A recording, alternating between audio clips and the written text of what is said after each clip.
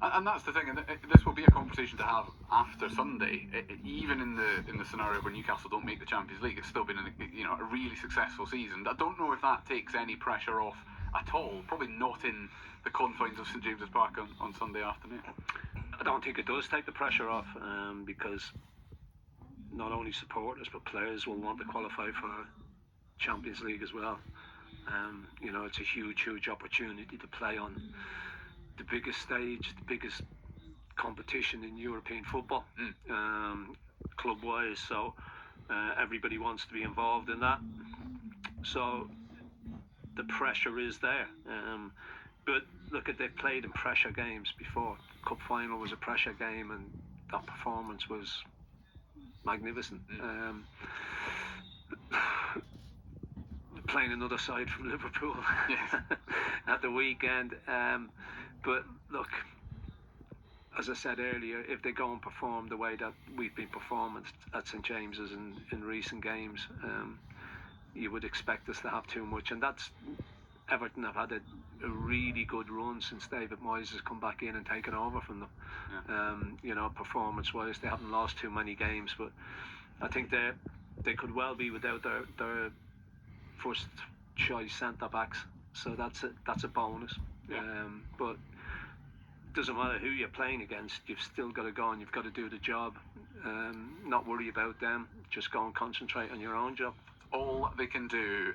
One man who's also going to just concentrate on his own job is the referee. Who's it going to be, Razor? Tony Harrington, who's from Hartlepool, and he's a Hartlepool fan as well. So in North East referee, but that's about as close as you'll get, I think, to our part of the North East and to Newcastle. But he's a Premier League official, has been in the Football League, plenty of experience. Last took charge of a Newcastle match in April last year, the 5-1 win at St James's Park over Sheffield United towards the end of last season in the Premier League. And VAR on Sunday for Newcastle against Everton, Paul Tierney.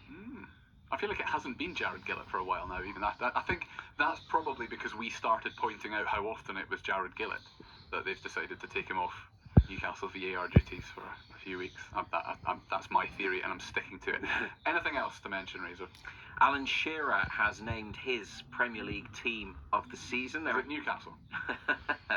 Well, he's managed to pick 2 players from Newcastle and put them into an 11 from the Premier League, combined 11. Do you want to guess at the 2 that Alan Shearer has chosen, Ando? Isak? Yes. Dan Bourne? No. Tonali? Yes. Yeah. Well, they would be my 2 topping the list for Player of the Year. Alan Shearer's put them in his 11, his Premier League 11 for the season. Alisson, the goalkeeper. Daniel Munoz of Crystal Palace, Virgil van Dijk, William Saliba, and Bournemouth left-back Milos Kerkez. The midfield 3, Sandro Tonali, Declan Rice, Alexis McAllister, and then Alan Shearer's front 3 in his team of the season, Mo Salah, Alexander Isak, and Brian Mbeumo of Brentford. It's not a bad 11, to be fair. No, it's not bad at all. No. And now I know you listen to Scott Macon in an afternoon, John Anderson, and he quite often plays the birthday, well, he always does every day, plays the birthday game with Luke North presenter and the weather presenter. So we're going to play it with you for one particular individual former Newcastle player. Razor, I'll let you do the honours. Laurent Robert. Yeah, It's his birthday. Oh, nice one. Yeah. Pleased for him. Yeah, you want to guess how old he is?